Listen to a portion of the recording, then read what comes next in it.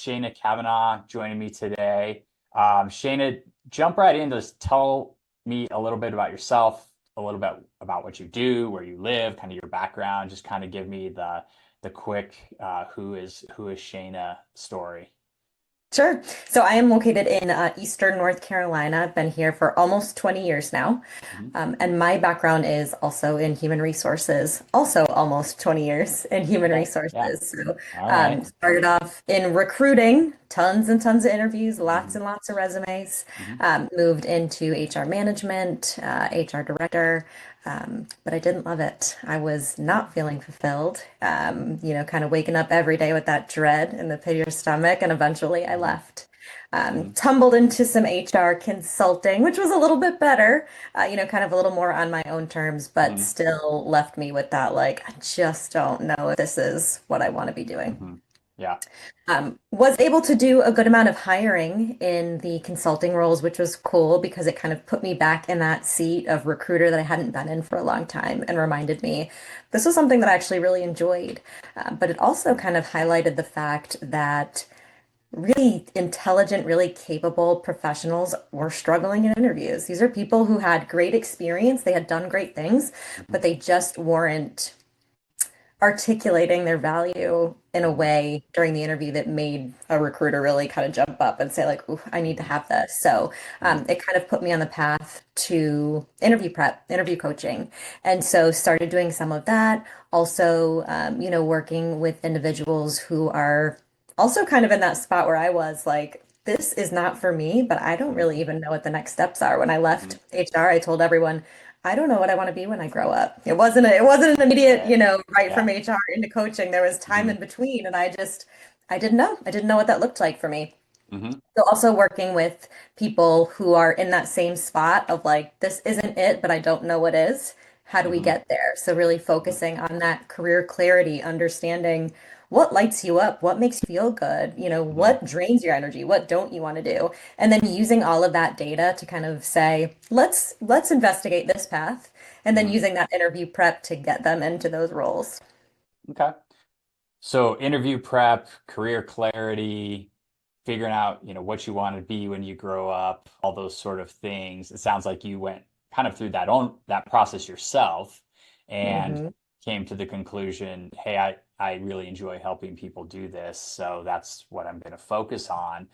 How does somebody when they come in and they find you, what do you kind of walk them through? How do you kind of do you have a tool you use or an assessment, or is it just kind of your process that you've developed through, your years of coaching and working with people?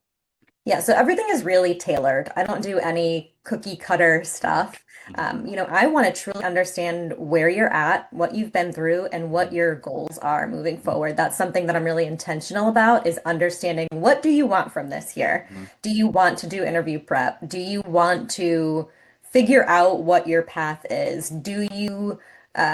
Are you returning to work after burnout? And we need Hmm. to understand what that looks like and how to make sure we set you up in a way for you to return that's healthy and sustainable. So Hmm. for me, it's all about truly understanding what it is that the client is looking for and working with them to come up with a plan to get them moving in that direction. Okay. So what do you think? I mean, when people come and I talk to people often about, what do you want to do?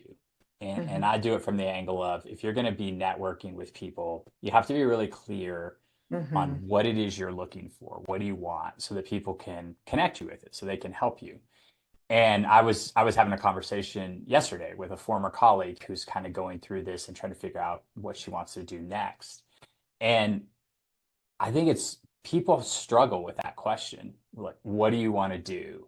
And Right. when we're kids, we're like, oh, I want to be a fireman, or I want to be an astronaut, or I want to like, do. It's really easy, right? We look at these professions and we go, oh, I want to do that. As we get older, we realize it's more complicated. It's not that simple. I mean, maybe for some people it is. Maybe they're like, yeah, I just want to do this and it's easy. But I think, a lot of people, especially I'm sure people who you work with are like, okay, I want to solve problems.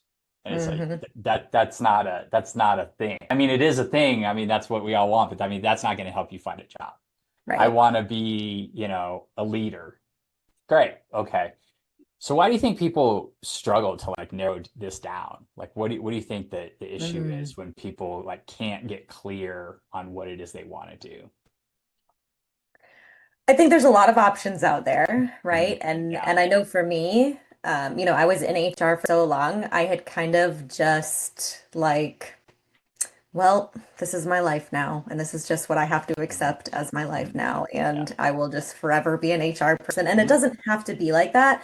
So I think even considering an option outside of what your career has been Mhm. can be really overwhelming Mhm. because this is all I know. So Mhm. where am I going from here?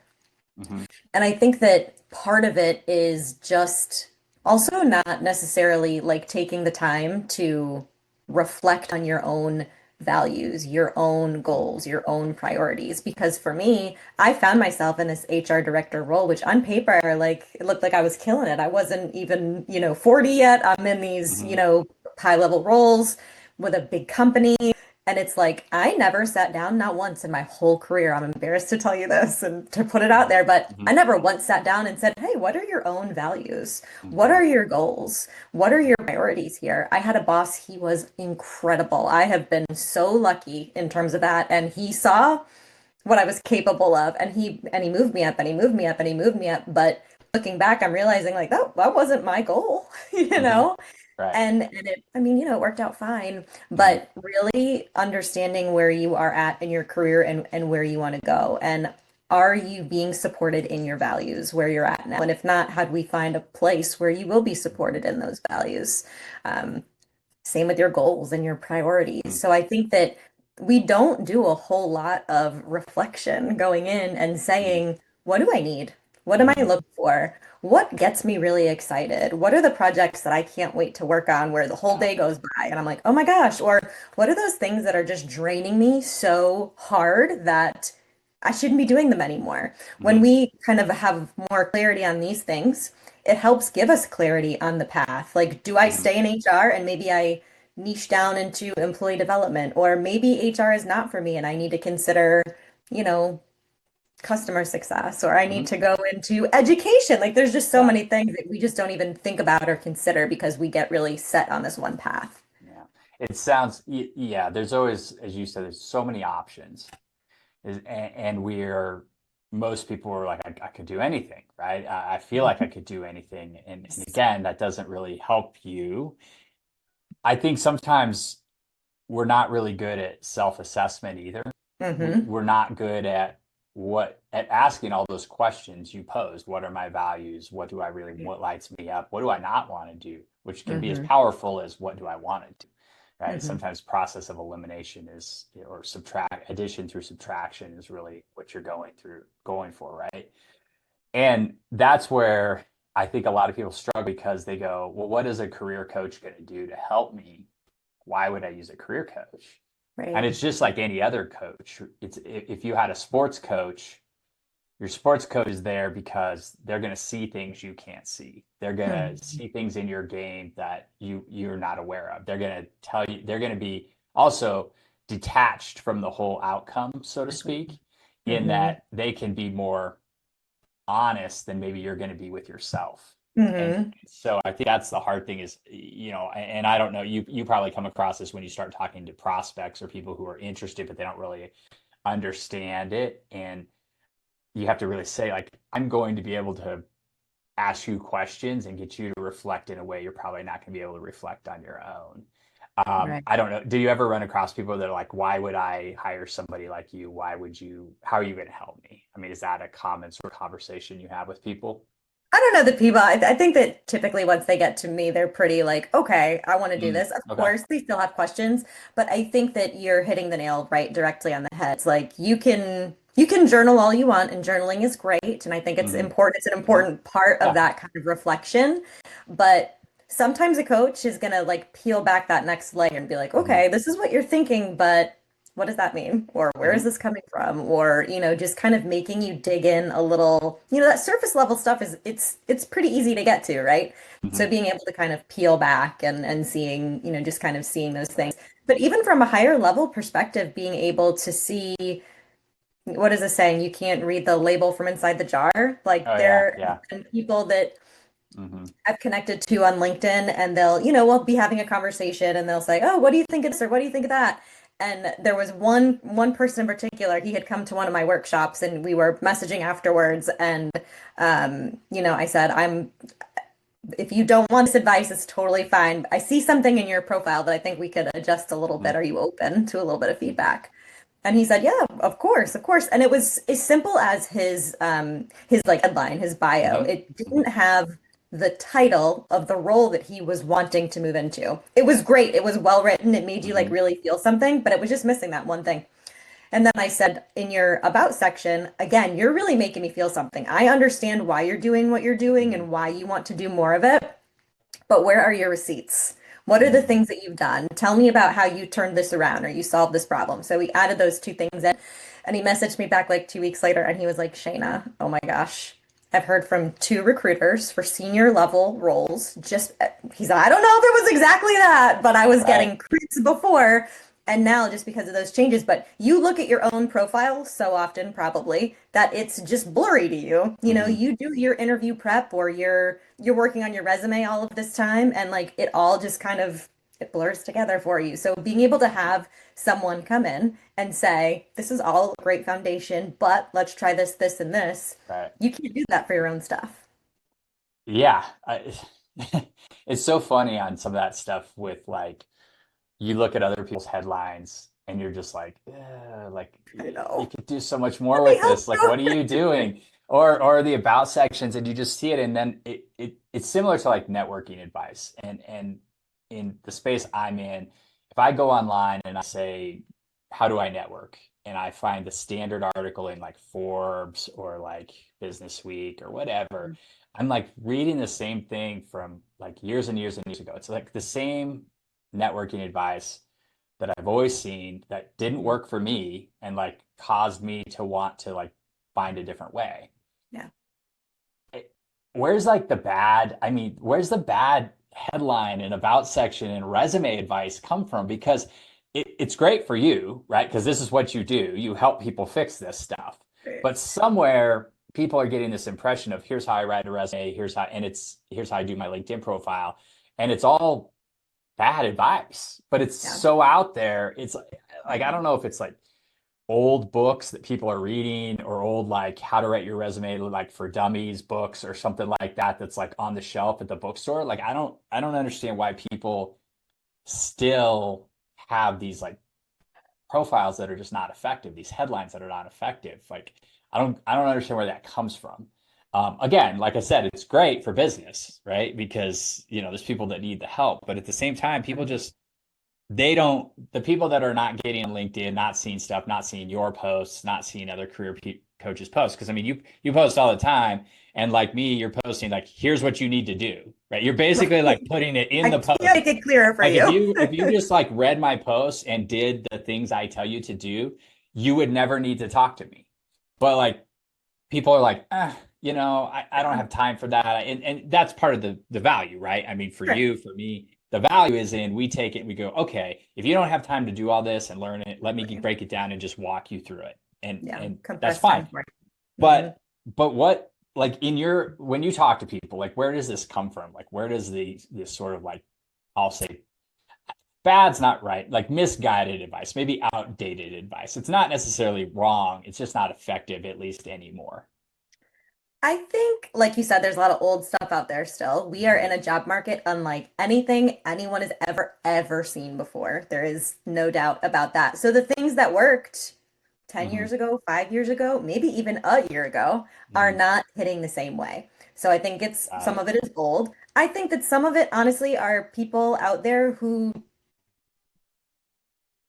I'm hesitating to say this a little bit, but No, maybe just don't say it. Come on. maybe they don't have business telling other people what they should be Right. doing, Yeah. Yeah. Yeah. Um, Right. we all have experience behind Hmm. us, and Hmm. my experience comes from my almost 20-year long HR career. So Hmm. when I'm giving you advice, I'm not giving you advice from someone who has like Googled how to interview or Right. how to network or whatever it is. I'm giving you advice because at one point I was the person that you were sitting across from getting interviewed by. Yeah. right? Like I was Mhm. the person. Yeah. So that's where my advice is coming from because I saw people who stumbled on this question specifically over and over and over again. So I'm going to tell you how to answer it the right way. Yeah. Yep. So I think that it comes from probably a combination of things, but I think it's really important that when you are deciding who you're getting your information from, that Hmm. you are diligent about making sure that that Right. person is the right person to be taking that Hmm. advice Yeah. So again, make sure that if you're taking advice on interviewing, you take it from somebody who's like you said, done a bunch of interviews. from. Because who else is going to be better to teach how to do that? And I feel Hmm. it's a little bit like taking, uh, copywriting advice from somebody who just says, I have a book on copywriting. It's because I read a bunch of books on copywriting, but I've Right. never actually grown an audience or done anything like that, right? It's like, and those people tend to be very effective at marketing, right? It's No it's like doubt. people are effective at marketing their product, get people to buy the product, and then they're like, it doesn't work, but they don't care because they already sold the product. So Right. I think it's always just fascinating to me because, like I said, the advice that you need is out there. Right. It's on Hmm. LinkedIn. It's free. I mean, the people are out there. They're basically giving it away. Right. And still people are like, I need more help. They just don't know how to put it into practice sometimes, I think is what happens. They just not how to execute on it. I agree. And I think that part of that too is having to be, again, really aware. Hmm. And there's that kind of self-assessment piece of like, okay, something's not working. Hmm. Am I not getting responses to my networking, emails? How do I address that? Am I making it into first round interviews, but I never make it into second round? How do I address that? Am I submitting applications and Hmm. how do I address that? So you Hmm. have to have this sense of something's not working and I'm ready and willing to make the change. How do I do that? Yeah. And, not everyone's always willing to do that because sometimes Right. it might hurt your feelings a little bit to say, you know what? I'm making it to Yeah. first round interviews, not making it in a second round. Something that I'm doing in that interview maybe needs some adjustment. I'm not Hmm. saying that's the case every time, but if there's a pattern and you're Hmm. seeing a pattern over and over again, that's when you have to kind of say, Yeah. like, okay, I need to address this. How do I do that? Yeah. When you sort of diagnose that with people, do you find people sometimes think I'm just not right for that role, or I'm not good enough, or it's not good for me, as opposed to maybe it's just my approach? So they are all qualified. They probably can do the job. They probably have the background and the experience, but they're not moving forward because of how they're doing things. Do they Hmm. come in like maybe I'm just not good enough? Or, or are they like, no, I'm good enough. I just need you to tell me the trick to like get past this. I think I do have people that I talk to that feel like maybe I'm not good enough, but it's not maybe I'm not good enough in terms of like doing the job. I feel like the people that Hmm. I typically work with, like they know that they're capable, Hmm. but there's something that's holding them back. So it's more like I'm not good enough in the sense of like I'm not confident enough to land, Hmm. these Yeah. conversations in a way that is making a really big impact, or like, oh, I can't stop rambling in my interviews, or like Hmm. I can't, whatever it is, enter here. And that's why my prep is always personalized because I Hmm. always ask before, like, what do you feel is your roadblock? Is what is the Yeah. the part that's making you stumble? Because we can refine answers all day long. We can give you Hmm. the best, context, Yeah. action, result story that anyone's ever heard. But Hmm. if you can't deliver it in a way that you feel good about and that is showing them that you feel good about Hmm. it, then it's not landing. So I Right. think, yes, I do hear people who say like, "Ooh, maybe I'm not good enough," but it's more in terms of like, we think of interview prep as like strategy. Like, how do I put these answers together? But it's two things. It's Mm. strategy and it sounds woo-woo, but it's the emotional side too, Yeah. the brain body connection and the nervous system. So you really have to address it from all areas. How do you do that? Because I'm with you. I think it's exactly what do you say, but Hmm. even more important is how you say it. And Sure. how you say it is that emotional connection you have to the answer. What do you do with people? How do you walk them through that? How do you get them to make that emotional connection so that they do feel confident? They do feel, Hmm. and when you're confident, that comes across and that makes your answer better. And so what do you do with people to help them tap into that more. Sure. I mean, it seems elementary to say, but a lot of it is practice. Hmm. We've got to develop those stories, but then you have to practice them. When people are practicing, they tend to practice in their minds. Hmm. Like, they're walking around and they're Yeah. thinking about what they're going to Right. say. And speaking those answers out loud it's so different. It is such a game changer. I had someone yesterday that I was working with, and she had to do some like role play, like how would you handle this? I'm going to be the customer. How would you handle that? Hmm. And so she was like, "Oh my gosh, I've been thinking about this, but this is the first time I'm saying it and it feels weird." I said, "I know Yeah. it does. That's why we're doing it, because the more you do it, your brain and your body come together and they'll eventually say like, we've said this before, we've done this before, this is safe, this is okay, Hmm. we can do this." So the simplest answer there is practice is one of the best ways to get confident. Not practice to the point where you've memorized. Hmm. Memorization sets you down a whole nother like Yeah. path we don't Hmm. want you to go down.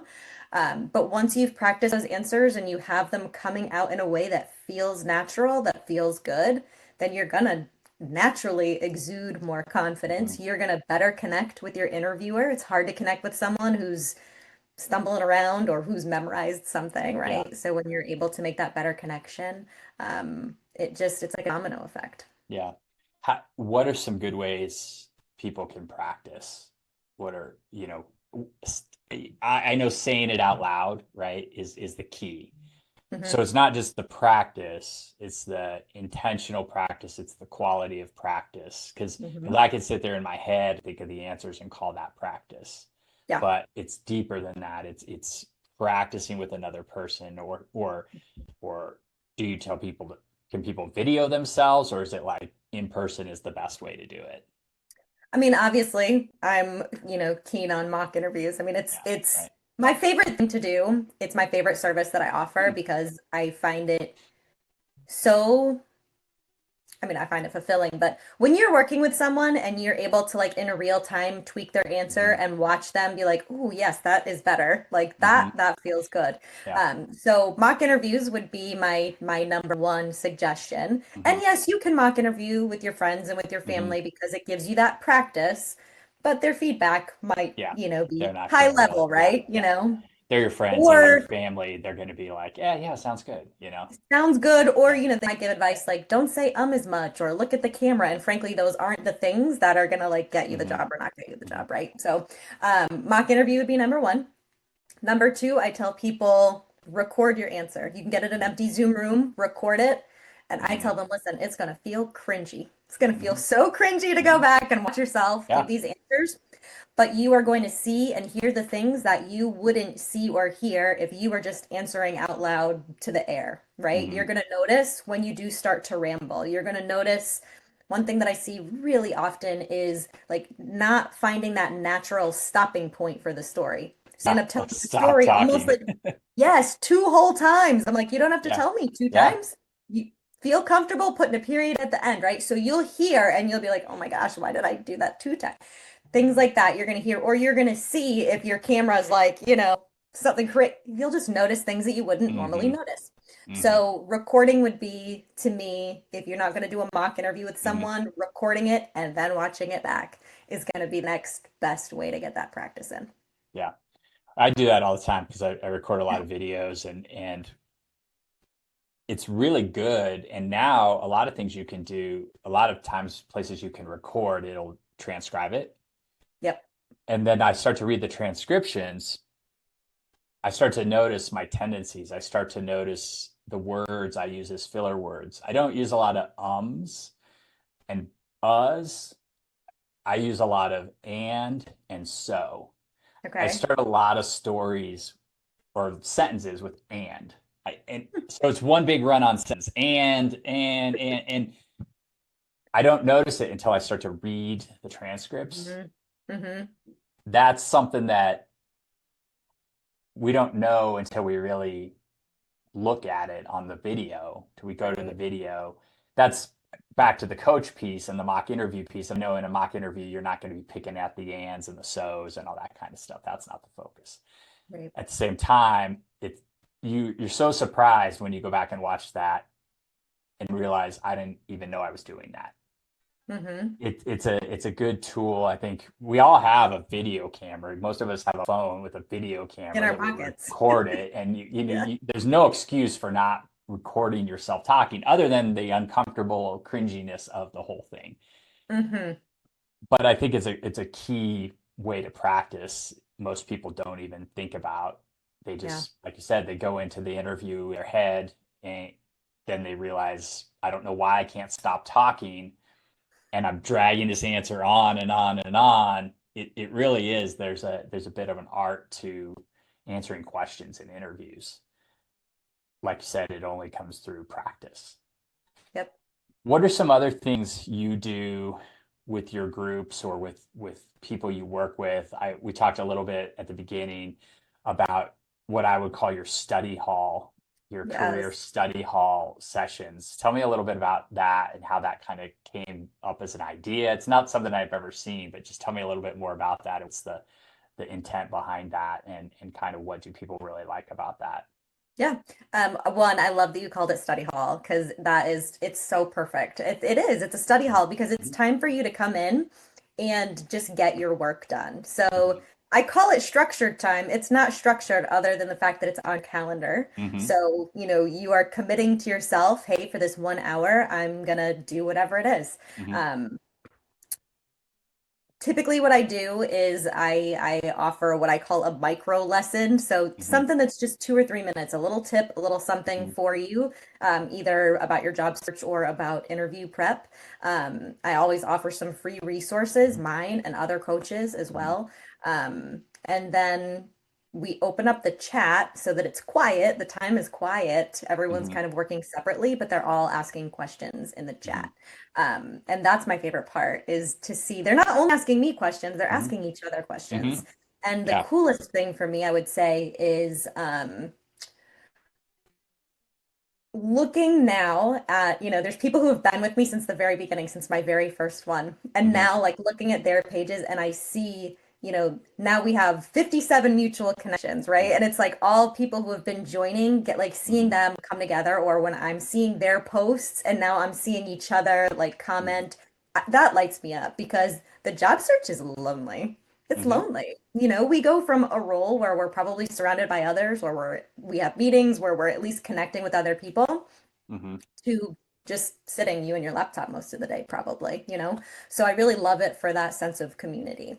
The idea came from just, I mean, co-working is mhm, just a thing that's out there. I saw someone probably about a year ago, they were offering a co-working hour. They were a coach. I think they were like a coach's coach, like come in mm, and just, get some time to get some stuff done. mhm, And it just kind of sat in the back of my mind for months and mhm, months and months and months. And I was like, that's a great idea. And mhm. so I decided I would try it. I call it You Can Sit With Us, which is a little nod at Mean Girls. You can't sit with us. Oh, okay. Got it. So I Got like it. to, if Okay. people who get it, they get it. And they're You like, can oh my sit with gosh, Mean us. Girls. So Okay. to me, it's kind of a little flip on that. Like, you Yeah. can sit with us. Everybody is welcome. I Hmm. say it's for job seekers. And Hmm. obviously, my network is pretty HR heavy, but Hmm. I invite everyone to come. If you're a job seeker, if you're a Hmm. recruiter, if you are at work and you just need a little break, like, come and join us. It's a spot for everyone. Um, and it's probably been one of my favorite things that I've put out there. We've gotten really good response and it's been Hmm. really fun. I enjoy it a lot. Yeah. Yeah. I saw it. You posted about it, and I was like, what is this? Right. And I wanted to see what you were doing there. And so I signed up. I wasn't looking for a Yeah. job, but I was like, I just want to see what happens here. Yeah. And a lot of times people have their office hours. I mean, I do office hours where people jump Hmm. on and ask me questions, and it ends Hmm. up, me talking to them about whatever their questions are. And I just wanted to see what this looked like. And we got in and got started, and you did your micro lesson at the beginning, and then it got quiet. Like all of a sudden it was quiet. And I was like, what is happening here? Like what happened? Did I like lose the audio? What's going on? But everybody just started there doing their work. And then Yeah. I just started seeing this stuff in the chat. And I was like, oh, this is really interesting because like you said, we get really busy, and we say, I need to work on my resume, or I need to work on, my applications, or I need to work on my profile, all these things, but we never get to doing it. And this was Hmm. just, like you said, structured on your calendar, set aside. So I can see somebody who maybe is looking for a job. Maybe they still have a job, right? Maybe they're like, I just never get to it. So they put that on their calendar, and it's like, I'm in a meeting. But it's them sort of like on their career search. So I just, like I said, I'd never seen that before, and I thought, wow, that's really unique. That's really creative. So just kind of wanted to learn a little bit more. And I love the whole Mean Girls thing. Like everybody's welcome. You can sit at our table with Right, us. you can sit with us. Yeah. Yeah, yeah, yeah, Yeah. yeah, I've gotten better at the beginning, kind of Mhm. announcing, like, here's what we're going to do, here's what Yeah. this is, because I had another one where at the end, everyone was kind of getting ready to leave, and one person said, I didn't know what this was, but you forced me to be still and hmm to, like, just kind of focus on things that I needed to focus on. So thank you. So now in the beginning, I'm a little bit better about saying, here's how this is going to be Forced structured. But, forced me to be still. I mean, that just like we can't make ourselves be still. mhm, Right? I mean, you have to join a meeting, right? And have right. somebody else make you sit down and be quiet for a Yeah, few minutes. And I just think that's such there's so much, such a deeper level to that. And again, it goes back to getting somebody to help you, getting somebody to help coach you, getting to somebody to be right. like, this is what we're going to do. And we Hmm. do this in all parts of our lives, right? We hire fitness coaches. Like I said, I kind of am using the sports and the fitness metaphor a lot. But then when it comes to our careers, we're like, I'll figure it out. Right? I'll just figure this out ourselves. And eventually people go, I can't, I need help. I think the challenge with looking for a job, and I say this about networking too, and I'm always a big advocate of, to me, networking is the same as like working out, going to the gym. It's like you got to keep going. You can't Put your just reps like do in. it for a week. You Mhm. can't just do it for a week and expect it to change, right? You've got to figure out a way to keep showing up and keep doing the exercises, keep working the muscles. Um, but when it comes to applying for jobs, people don't do that very often, hopefully. And you might do it a few times in your career, or maybe more than a few times. So Mhm. how can you expect to be any good at something you never get any practice at? Yes. Yes. And one thing that it always breaks my heart is I mean, lots of people are in this search for much longer than they anticipate, right? Mhm. And I am the kind of coach where I'm like, listen, if you want to work with me, wonderful. I can't wait. I am here for you. Mhm. But I am not like I'm gonna overcome your objections coach. Mhm. You know what I mean? So Mhm. people will say Yeah. like, oh no, I don't think I'm really ready for that. Or, I'm gonna try it on my own for a Mhm. while.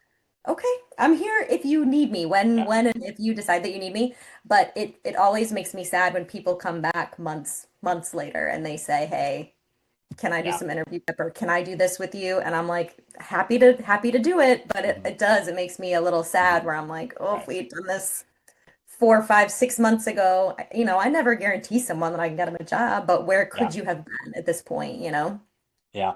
And I'm willing to bet a lot of those folks are people who were really high achievers Hmm, in their roles, maybe really like felt like they were right. top of the talent scale. Hmm. And so it's humbling to start doing something and not be successful at it. So Right. you come into a job search, something you haven't done, and you're like, I was killing it at my last job, role got eliminated.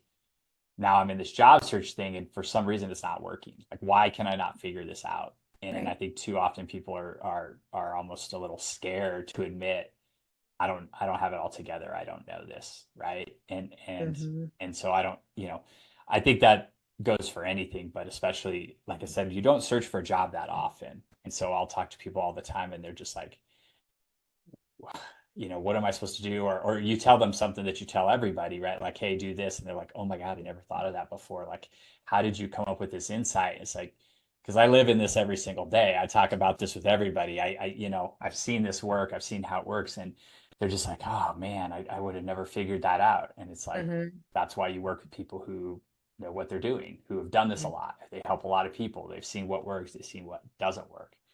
So Hmm. it's always interesting. I can understand why people are like, I don't know if I want to do this. I'll just kind of Yeah. fly. But I'm I'm always amazed that people were like, I've applied to like hundreds of jobs. I'm like, why didn't you stop at like 20 or 30 and go, this isn't working? Like, why did Serious. it take Yeah. hundreds of applications for you to realize this isn't working? I don't get that. Like, I would have stopped 50 applications ago and be like, maybe I need to do something different. Right. And so, Someone, I heard a coach recently, they were kind of talking about how that easy apply button is getting a lot of people because they're like, oh, I've yeah, applied to hundreds and hundreds of jobs. But like if yeah, you're just hitting that easy apply, they yeah, said it's like playing slots. Like right. you might get a jackpot at some point, but odds are likely your money is coming from somewhere else, you know? Yeah. So that's why it's so important to have like a really, versatile Hmm.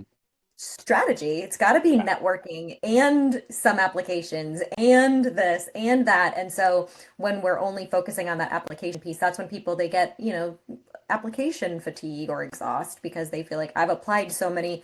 Well, has it been tailored? Have Hmm. you, Yeah. utilized your network? Those kinds of things. Well, So, I think the other thing is it helps them feel like they're working on it.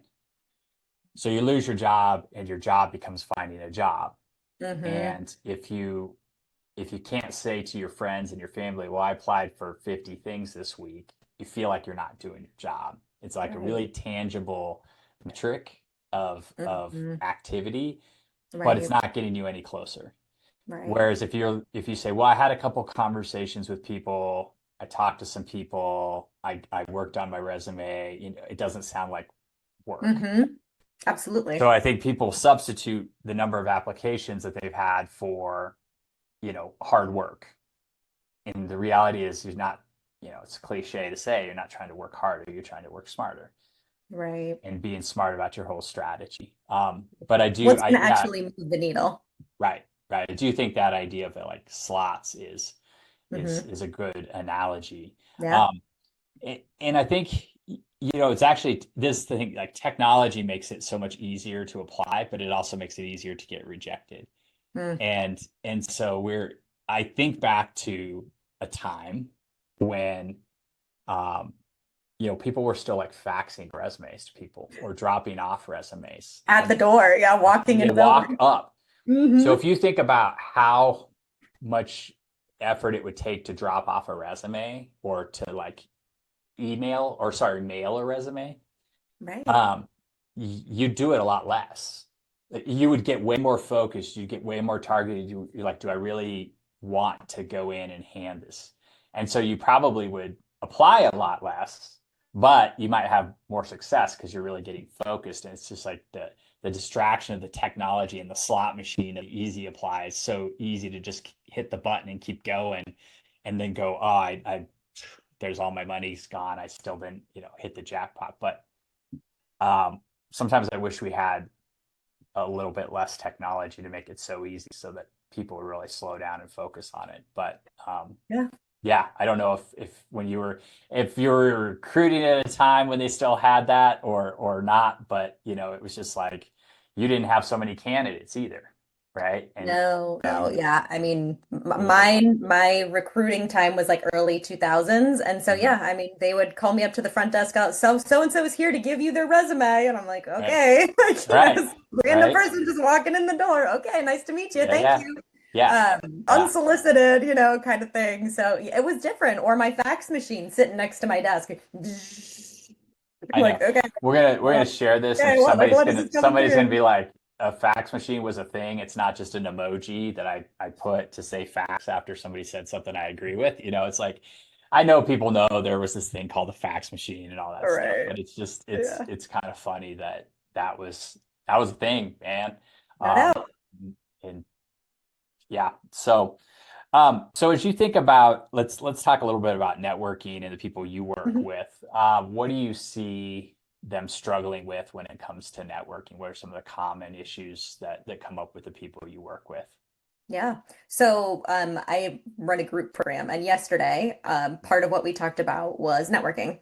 Hmm. And I said, I want you to think about networking. I want you to think about LinkedIn, and like, what is one word that describes how you're feeling? And they were Hmm. all like words like anxiety. Yeah, Now, some people did say things like marketing or personal yeah, brand, which yeah, was nice to hear, but most of the words were like it was making them feel bad. They didn't want yeah. to do it. And we Hmm. talked a lot about, how networking as we know it, or as we're kind of conditioned to think of Hmm. it, is transactional. Hmm. It's what can this person do for me? I tell them if you're going to a networking event because you're hoping that someone's going to walk up to you and be like, I have this HR manager job in my pocket, right? For you, like Right.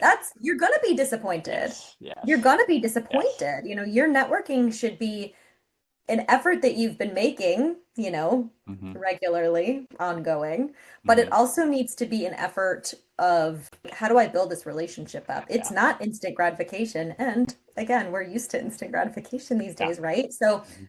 thinking I'm going to enter this conversation just with the one goal of building up a connection, getting to know somebody, building a relationship, and seeing where that goes, maybe in a month, 3 months, 6 months, a year,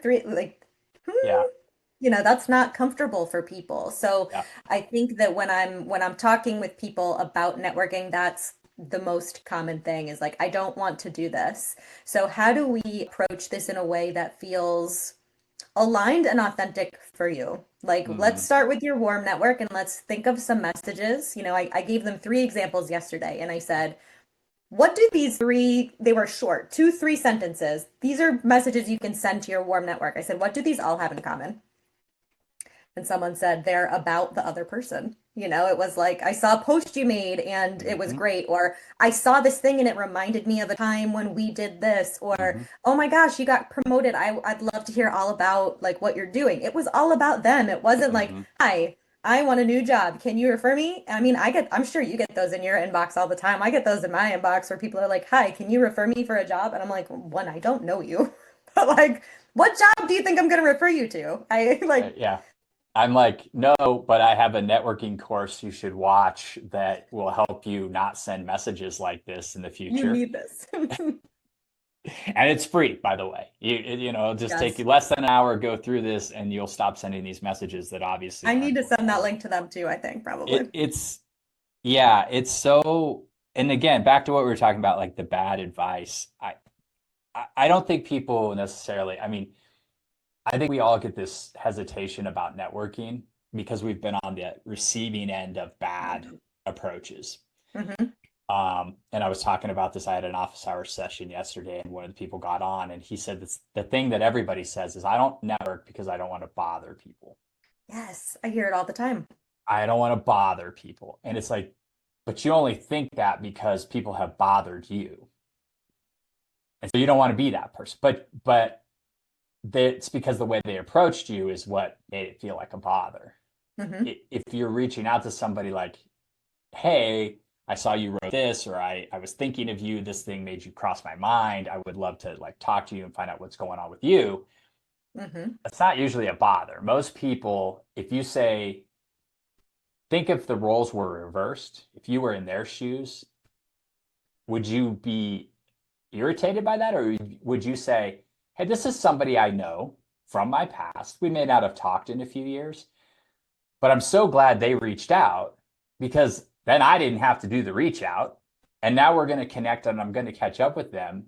And it's probably going to be a good conversation. And at the least, I'm going to talk to somebody and catch up and find out what's going on with them. Right. Most people want to do that. Not Hmm. everybody, but most people, that's a positive thing in their life or in their day. It breaks up their work. It's something to look Hmm. forward to. If you're the person who's doing that sort of reach out in that sort of way, people are going to be like, oh man, that's great. I would love to talk to that person. And I'm going to, Hmm. and maybe I'll get something out of it. Maybe I can help them. And that's where you start. And then you're not Hmm. being a bother. Actually, you're doing them a favor by being the one who initiates it.